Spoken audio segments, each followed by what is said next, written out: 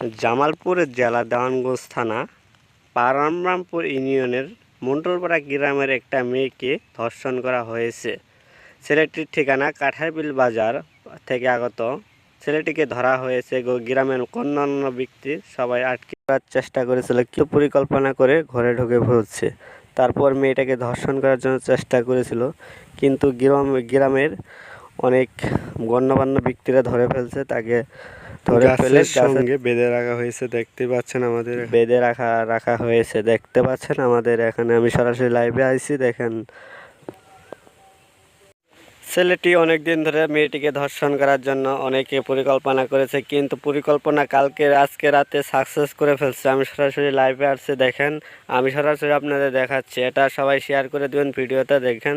যদি অন্য গ্রামের ছেলেমেয়েরা ভালো হতে পারে, এটাই বাস্তব। দেখেন অনেক নেতা, মানে অনেক গ্রামের মাতাব্বর এসেছে, দেখেন, তাকে একটা কঠিন বিচার করার জন্য, কিন্তু এখনো রেজাল্ট পায়নি।